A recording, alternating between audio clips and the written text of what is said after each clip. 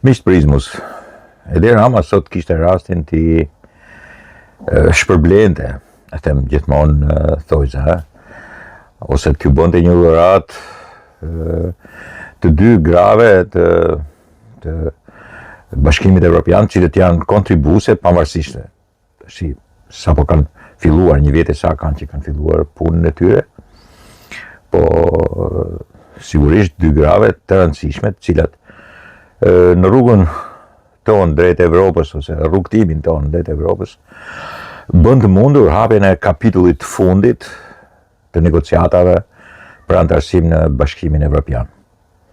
Praktikisht kjo do të thotë që ne kemi kryer periudhën në gjatësi të vështirë të asaj që konsiderohet paradhoma e hyrjes në Bashkimin Evropian. Me shumë vështirësira, me angazhime, njëkohësisht edhe me, si të them tash, me mosrënien në pesimizëm që është e kollajt biesh në pesimizëm. Bile në kohën e sotme ka dhe euroskepticizëm. Mundet që edhe shoqëria jote dhe populli jot, po edhe vetë qeveria jote bëhen euroskeptike dhe thonë na mërzitën. Praktikisht kjo nuk ka ndodhur sepse ka qenë edhe gur i madh i rënd që Edi Rama ka dashur edhe duke qenë për shumë vite në pushtet, të marrë edhe mandatin e 4 dhe ky është edhe kali betejës i tij. Ai do që ta bëj këtë punë. Hapja e gjithë kapitujve, pikërisht këtë do të thotë. Tash fillon një fazë e vështirë, e cila është mbyllja e kapitujve, por gjithsesi tash jemi në paradhomë dhe nuk kthehemi dot mrapa.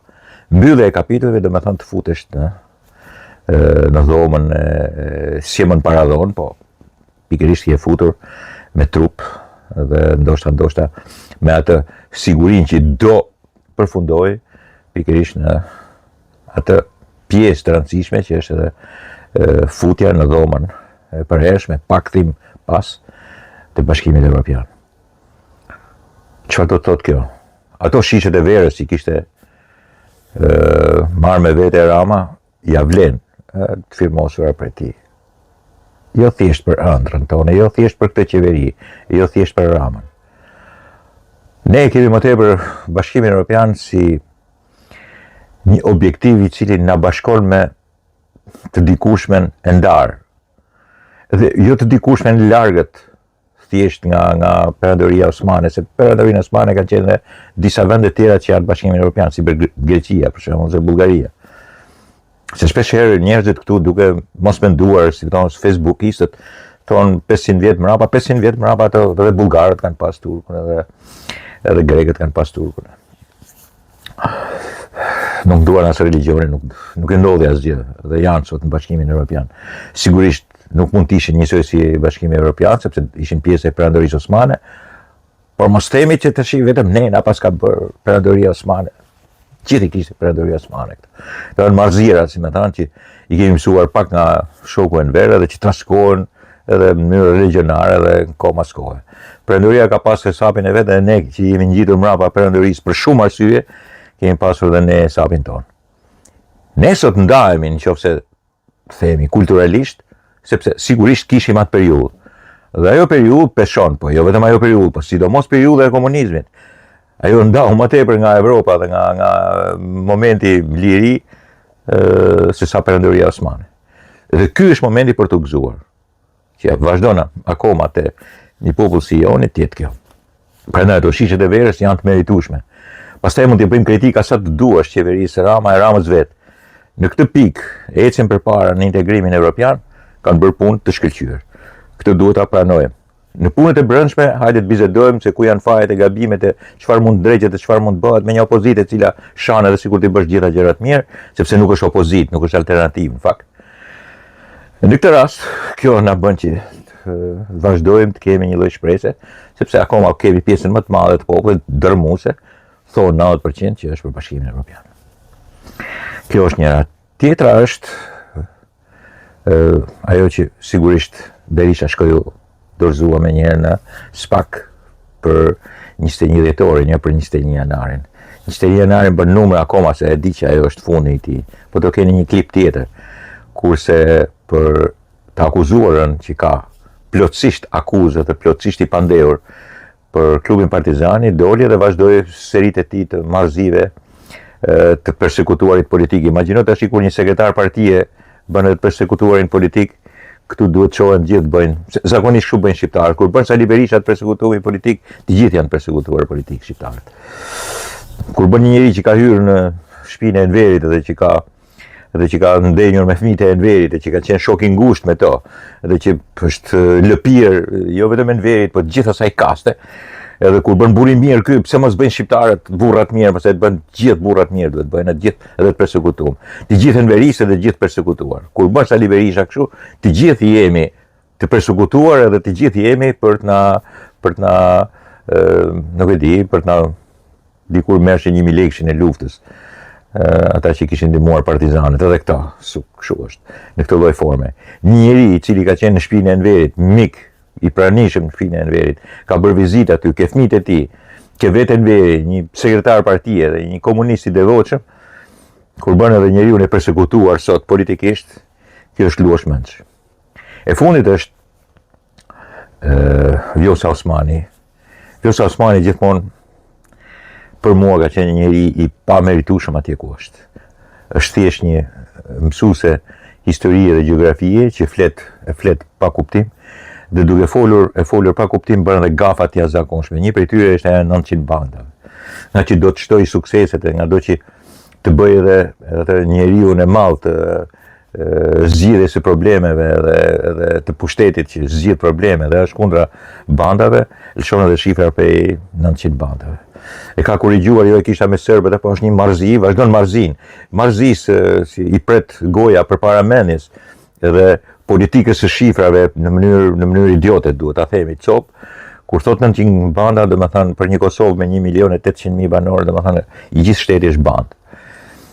Edhe të luftosh 900 banda nuk e bën dot Shtetet e Bashkuara të Amerikës, nuk e bën dot Meksika, nuk e bën dot, nuk e di, Brazili, të cilët janë shtetet gigantesk me miliona banor dhe nuk i numërojnë dot, nuk i rendisin dot 900 banda. I rendit në mënyrë absurde të një mendje që i fluturon si pend pate presidenti i Republikës. Edhe pastaj justifikohet duke e ndëshkuar akoma me një marrëzi tjetër që jo, po nuk u botua, nuk u tha, megjithëse dolin e tere, morën vesh gjithë, dhe e kisha fjalën në 90 ato kapjet e bandave serbe, ato që vepronin si serb, ato 900 vetë janë gjithsej, 900 banda, imagjino tash. Nuk e di çfarë të shpjegoj vetëm një diçka. Kur njerëzve të tillë bëhet kultura politike e shifrave dhe lajmërimeve të tilla, marrëzive disproporcionale midis mendjes edhe gojës dhe ku diun si them tash, kulturës së shitjes mend, të folurës pa menduar mirë në politikën e Kosovës është qamet. Edhe ne kemi pasur, po jo kaq shumë, jo të egzageruar kaq shumë në këtë lloj prizmi, po me sa duket kjo është veti personale e Vjosa Osmanit. Sigurisht pastaj mjafton nëpër ato Facebook e gjëra që thonë princesha jon, mretnesha jon e princesha jon, se kanë zakon, nuk kanë hek dorë akoma këto marrëzirat e shitjes mend me individet, e kupton, me individet politik. Kjo princesha, ai prince, ky mret, ai mret. Dhe në fund kreet, mëse kur i kuptojnë që ky mreti dhe kjo princesha janë vetëm për vete dhe janë njësoj zhargon popullor, siç është i gjithë popullin mos më keq, do kalojnë vite dhe këto vite kur kalojnë mëse bëjnë dëm të madh. Dakor, miqtë e mi, këto ishin ato që desha të them për sot. Tash ndiqni një pjesë që e kam regjistruar dje, që sigurisht merr përsipër të trajtoj një problem të madh që kemi me opozitën shqiptare dhe me njeriu që përfaqëson.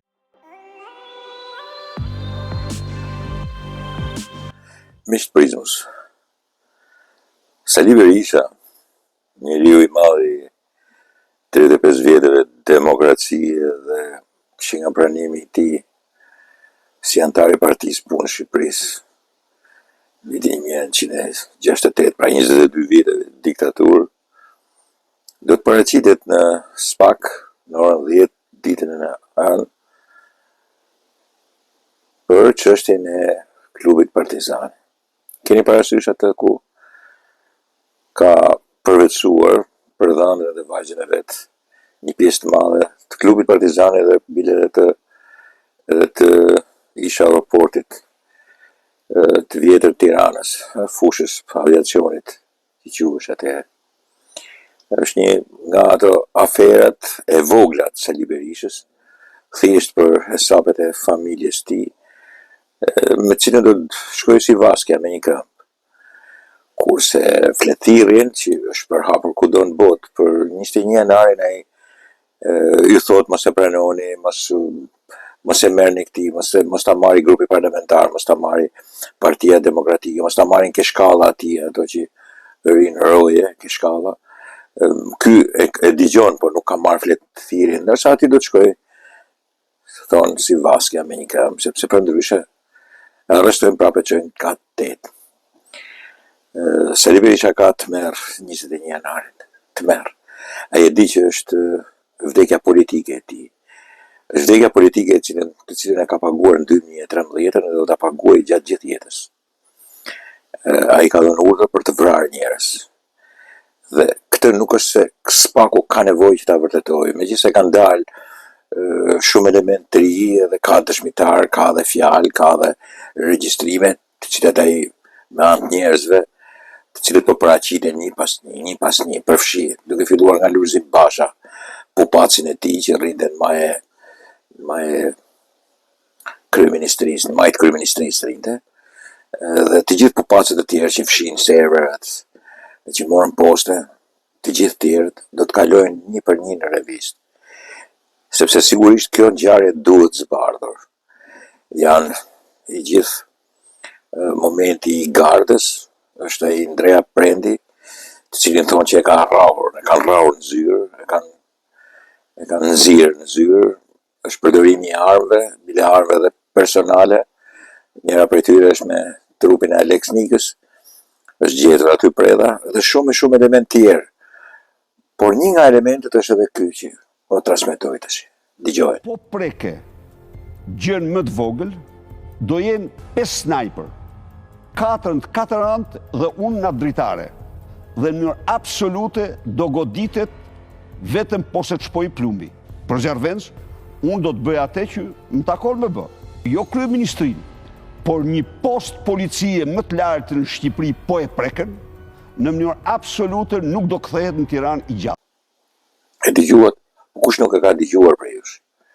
Është një element jashtëzakonshëm, ku Sali Berisha thot vetë që unë do t'jem snajper i 5 dhe kusht hy tentoj do të qellohet për ta eliminuar, për ta vrarë. Jo në kryeministri, por në çdo lloj poste policie. Do vritet. Dhe unë jam snajperist. Janë 4 dhe unë jam i 5. Dhe e di për çë po fliste. Që sigurisht ju e dini. Për kryetarin e opozitës. Nëse kryetari i opozitës do hynte, do tentonte të nesërmen që ndodhi, që të vinte aty ke kryeministria edhe një herë. Ky do ta qëllonte si snajperist, do të thënë ky do të ishte snajperist. Çfarë do më tepër se sa kaq Spaku? Për çfarë i duhet Spakut më tepër se sa kaq? Sali Berisha në marrëzinë e tij të folklorikut, të shpellarit, të trimit të jashtëzakonshëm, bën trimin e jashtëzakonshëm, e pranon vetë që është ai që jep urdhra. Një regjistrime që i ka me urdhra të gardës. Po është ai që jep urdhra, thot unë jam snajper i 5. Janë 4 snajper, do t'jenë 4 thot snajpera, dhe unë do t'jemi 5. Do qellohesh për të vrarë. Dhe i kishte fjalë për shefin e opozitës sa kësaj kohe, Edi Rama. Ndërkohë kur erdhi në pushtet Edi Rama, realisht ka pasuruar këto të Sali Berishës me leje ndërtimi dhe kanë marrë para sa kanë mundur. Na kanë futur në telashe ne me njëri tjetrin, si më thënë, këtej populli poshtë vuan për këtë gjë. Në sajt një bastard dhe kriminal siç është Sali Berisha. Por që në fundit në një makiavelizëm të shëmtuar të Partisë Socialiste dhe të Edi Ramës vetë, duke e parë që normalisht do të teprohet nga ana e tyre edhe në pushtetin me stërzgjatun se sigurisht. I stërzgjatur do të jetë pushteti kur opozitën e ka të stërzgjatur dhe të pllakosur Sali Berisha.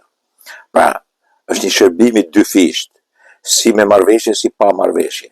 Sali Berisha arrin aty në opozitë dhe duke qëndruar në opozitë, i zgjat jetën e pushtetit Edi Ramës dhe ky e shpërblen edhe atë po edhe vetë sejmenet e tij me ato mundësitë që ka, me ato lejet e ndërtimit, me ato gjërat që sigurisht i ka pushteti. Do thoni ju këto janë fjalë, përmendje fjalës, nuk e di si mund të them tash, Facebookizma tash ju mendojnë vetë. Firma e famshme e kontaktit me atë Bektashit ka një super ndërtim të jashtëzakonshëm në Berat. Ka disa ndërtime tjera në Tiranë, dhe këto nuk jepen kot. Pra, ajo që po diskutohet është kontakti 21 dhjetorit edhe njëkohësisht klubit Partizani, po vazhdojnë të jepen këto leje, dhe këto leje jepen po ati grumulli njerëzit, ku është edhe Habi, ku është edhe ky Bektashi dhe ku janë njerëzit e Sali Berishës, nga furnizohet Sali Berisha me para. Pra, mos ta bëjmë edhe pushtetin kaq shumë të ndershëm, a kupton, pushtetin kaq shumë është liverdia e pushtetit të Edi Ramës, edhe ky është makiavelizëm, po e përsëris edhe një herë, është një lloj, nuk e di si ta shpjegoj tash, sa herë flas për këtë temë, si më thanë, dëshije të keqe, të jashtëzakonshme, se si ka mundësi që të shkoj puna, po ja që shkon, politika e di këtë punë. Kështu i bën. Që të qëndroj sa më gjatë në pushtet, i duhet patjetër të ketë një njeri që ka vrarë me 21 janar, një njeri që ka vrarë me 15 mars të 2008 në Gërdes, një njeri që ka shkatruar gjithë vendin, që ka vjedhur gjithë rrugën e Kombit, që ka bërë pa projekt, që mbaroi akuzon sot për vjedhje me tendera, ndërkohë kishte marrë gjithë paratë e rrugës Kombit, 1 miliard e 300 milionë, nuk kishte ndërtuar 8 ura. Nuk kishte shtruar rrugën, nuk kishte mbaruar punën akoma. Imagjino një njeriu të tillë tash, ti vi pushteti edhe njerëz që shndodh me një shoqëri. Kjo shoqëria është bindur. Shumica e kësaj shoqërie është bindur, nuk i jep pushtet atij, dhe sa më tepër ai të pllakosi opozitën, mos lejojë opozita tjera, bashkë me pushtetin që është sot, majorancën që është sot, aq më tepër ka ajo pushtetin e gjatë. Dhe kjo është e qartë, është shumë e qartë, jashtëzakonisht e qartë. Por Sali Berisha do të paraqitet dikur edhe për 21 janarin. Ai ka vrarë njerëzit. Dhe po i kthehem temës. Dëgjoni se çfarë thotë. Do të kisha vrarë. Unë do isha snajperi i 5. Tash kush e ndalon spakun ti vej prangat snajperit 5? Kjo është pyetja. Kush e ndalon ligjërisht dhe praktikisht spakun që të marrë të pandehur snajperin e 5. Kjo është çështja. Të gjithë pushtetet e tjera janë kaq shumë të shëmtuara dhe kaq shumë politika të nuk e di, jo vetëm të shëmtuara, por edhe që ju vjen era me kilometra larg. Ama snajperi i 5 e ka pranuar vetë. Ky jam unë jam snajperi i 5. Dhe spaku nuk i bën akuzën e drejt për drejt, direkt e ti. Ti, snajperi i 5. Hajde pak llogari. Dhe nëse nuk vjen, dhe vi me të marrë me forcë. Të zgaravisim njësoj si atë të fortin e Çepanit, të cilët e zgaravitën në rrugë. Ashtu siç e meritonte në fakt. Për çfarë përtojnë? Pse nuk e bëjnë këtë punë edhe me njëri i cili e pranon vetë, që është urdhërdhënësi, njeriu që do të vriste me 22 janar. Dakord, miqtë e mi? Çfarë pret spaku?